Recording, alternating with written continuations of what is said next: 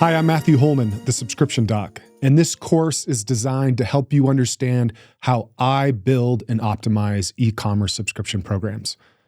I've worked with hundreds of brands over the last few years, from the SaaS side as a marketer trying to get them to buy subscription software, working with those customers to get them to build up their programs, and then finally working independently to help subscription brands understand better how to do more with what they've got. One of the biggest problems that we run into with subscriptions is that they're often viewed in silos. You usually think about them as a retention issue or an acquisition issue, instead of looking at it from the big picture. This course is designed to show you how to look at subscriptions correctly so that you can find the levers you need to pull in your business to make them grow. To give you a brief overview, this series has 6 videos in it. This first video is one where we're going to talk about subscription basics, an overview of different types of subscription businesses and how you can go about starting to validate your subscription premise. Other videos include getting into data, understanding the purchase experience, what to do after people buy subscriptions from you, and finally, getting into retention. If you're new to my content, then you probably haven't heard me talk about subscriptions before, but let me assure you that my goal is to try to make them understandable. I'm going to do that through my own explanations based on my experience, but also sharing with you stories from brands that I know well, brands that I've worked with, and brands that you've probably heard about as well. Each and every video is going to include a lot of different tactical things that you're going to be able to do and focus on. And I want you to try to think about what I'm trying to help you with is simplifying this complex problem into actionable steps that you can go and do in your business right now. And then in my final video, retention, I'll be pulling together all of the lessons that we've covered in the previous 5 videos into a holistic view of subscriptions so that you can understand what I do know. And that is, you can learn a lot about how to acquire better subscribers based on what you learn from your churn and retention programs. My whole goal and mission here is to tie together a big tapestry of understanding how subscriptions work so that you'll know better what to do within your own program. Okay, let's dive into it. This first video is about subscriptions in general. So when we're talking D2C or direct-to-consumer subscriptions, we're generally talking about 3 different types of programs.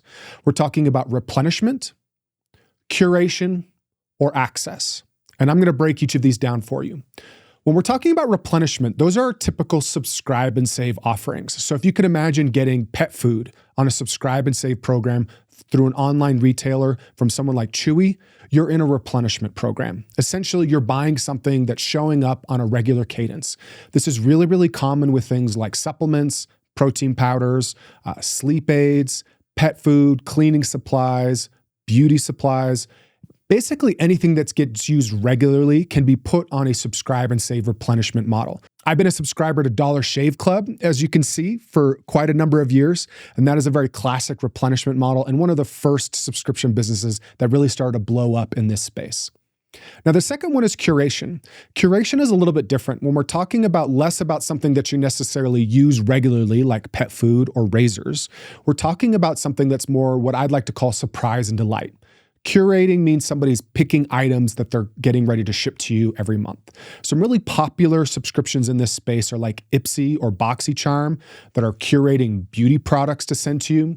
Another really popular one is Loot Crate, where they're curating a lot of different fun items, techie, nerdy things, depending on what you're into, that you can geek out on and getting shipped to you every single month.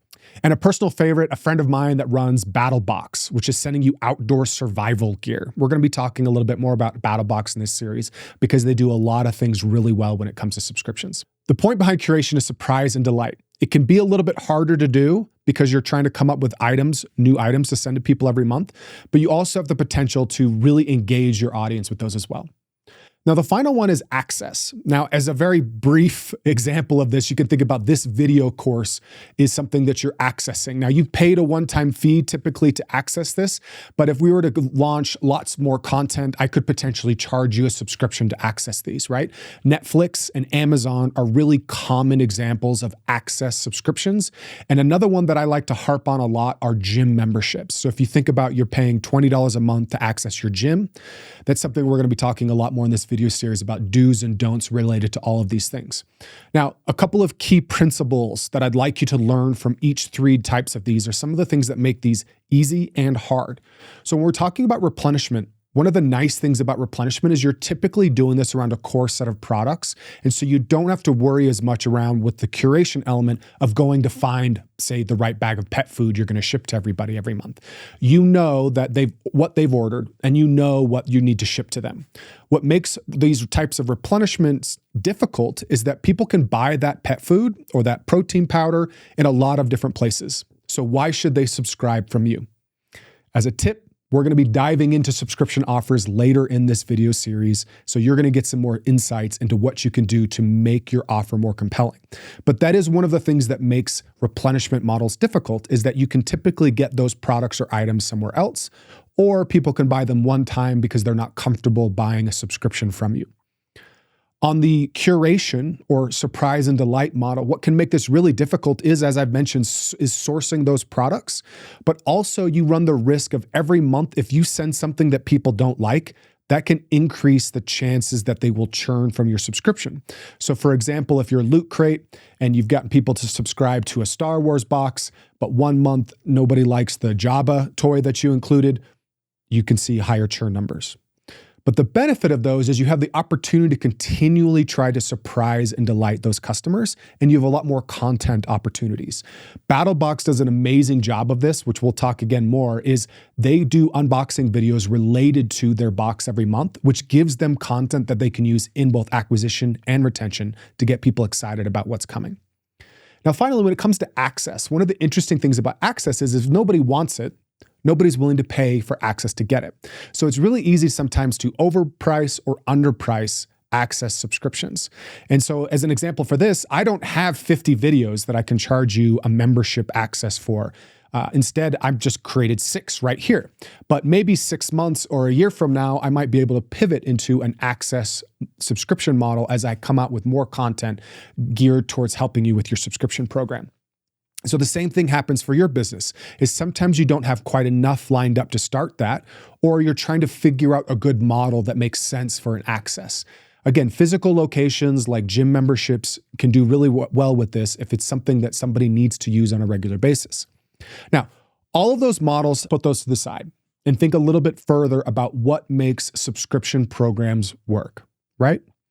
The idea is that you're trying to offer something that is useful or valuable to somebody in a way that provides you with predictable revenue. Now, in the world that we live in, it's really easy to buy things again, and to enable repeat deliveries. And so a lot of people are reluctant to get into subscriptions. But no matter what type of subscription model you're focused on trying to build, I'd like you to take a step back. And I'm going to tell you a secret related to how you can think a little bit differently about your subscriptions that I have seen unlock greater growth for brands like yours. The greatest opportunity for subscriptions is engagement. Now, I want you to hear that again. The greatest opportunity you have for your subscription business is to think about ways to engage with potential and existing subscribers. So no matter the model that we're thinking about, I want you to just think through a few simple different examples of how this can work. We mentioned Chewy. Chewy is an amazing subscription replenishment model. And you've probably heard the story of people canceling their subscriptions when their pets have passed away. And have you heard what Chewy does when they hear about this? They send flowers. They send gifts to commemorate the loss of that loved one for their customer. This isn't something they do just to keep you on the subscription. Why would you keep pet food when your pet has passed away? This is an opportunity that they take advantage of to engage more with their audience, with pet owners in general. And that type of approach, that type of engagement allows them to grow. It allows them to have personalized touch points with their subscribers that creates referrals and loyalty and ultimately drives up the value of all of their subscribers within that program. When we're talking about curation, we have an opportunity to create an engaged, excited community that is waiting to get your stuff each and every month. That type of opportunity allows people to share more about your product and your brand. It allows you to get feedback so that you know more about what to source and what would be popular with them. And the same thing comes to access. Think about what type of gym most people would like to be members of. Now, a lot of people say they just want to go to their gyms and be left alone. But there are a lot of people out there that are looking for a gym experience that's a little more engaged, that there's a little bit of training, that there's some community, that there's an opportunity to work out or take classes with other people that have similar goals related to yours. If you think about it, in a world where we live, all of these different products and services can do well if you're just trying to get somebody to buy from you on repeat. But you unlock greater value and growth when you look for ways that you can engage with your subscribers. Okay, one of the additional elements I want you to start thinking about when it comes to subscriptions is how you can make something a part of your customer's life, right? I know that sounds easier said than done, but the truth is the best subscription programs on the planet are things that we all use on a daily basis for the most part.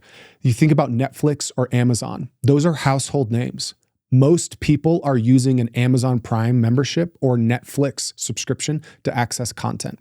Yes, there are plenty of people out there that don't, but there are hundreds of millions of people that do. Supplements, beauty products, pet food, all of these things are products that we use on a regular basis.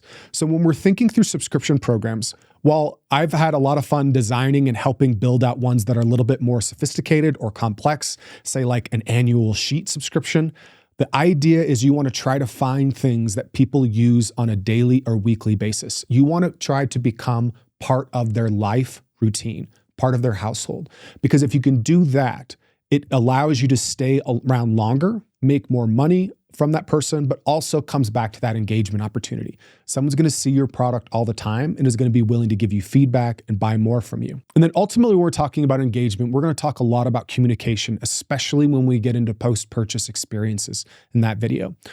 There's a lot of different things that brands are doing when it comes to communication. They're sometimes scared to communicate with subscribers, sometimes scared to talk to them because they don't want to remind them that they have a subscription. Again, I understand why that's happening and I understand the reasons behind why brands do this, but I'm trying to show you the better way when it comes to subscriptions. And that is trying to find the right opportunities to engage and communicate in a two-way manner with your customers so that you can learn from them, but also so that they're willing to hear offers from you and buy more from you in the future. Now, one of the hardest things about any business, especially when it comes to subscriptions, is trying to validate an idea. And I'm assuming that if you're watching this video, you're fairly new to your subscription or you're trying to figure out some of the fundamentals related to your business. One of the things I want you to think about is that subscriptions, like most business ideas, are trying to solve a problem. And we can validate that as an idea by trying to get more feedback from potential people that are in that space. You can look at other products or services that are trying to solve something that you're doing in a similar manner. The gym membership is a great idea. There are a lot of gyms out there in the world. There are a lot of people that are trying to create a place that people can go to work out and access exercise equipment so that they don't have to finance and put that all in their home. There are a lot of startups and other ways of people tackling this problem. Here in Utah, we have actually a startup that's trying to create fractional gym spaces where people that have garages made out in their homes, that you can actually go to that person's garage, rent that space for an hour, and be there all by yourself. This is an interesting take and a subscription model that somebody is building based off of a really common problem. Where do you go to work out? So regardless of what type of product or service that you're thinking about, I want you to start working through some of the ways you can validate this idea and understand how other people are trying to solve this idea. And the reason that you want to start doing this now is because you need to be collecting feedback related to what people think about your business, think about your idea. Because feedback, as I will show you throughout these videos, is the key ingredient to figuring out what to scale, what to build, and what you can do better within your program. I have a fun little anecdote related to this. Many of you are probably familiar with Tiffany's, a jewelry brand. Do you know that Tiffany's did not start out as a jewelry brand? It actually started out selling stationery. The founder of Tiffany's created a bunch of different stationery, was selling them, but started to notice a lot of interest related to their handmade jewelry. And getting that feedback and that interest from customers allowed them to pivot into something that has created one of the most recognizable brands in the world. And I've seen this time and time again within subscriptions, e-commerce, and businesses in general, that you start out trying to solve gym memberships, but you end up creating Peloton. That's what happens when we're open to feedback, when we engage with our subscribers and we start looking at how we can solve a problem better than what is being done already. Thank you for listening to this first video. I hope that you found it insightful. Again, one of the things I want you to take away from each and every video is something that you can go and start doing now related to your subscriptions. And when it comes to this video, the takeaway I want you to have is to think through ways you can create a more engaging program. Things that you can do to talk to customers, get feedback from customers, but also validating your idea with your target market. And I'll see you on the next video when we start getting into data related to subscriptions.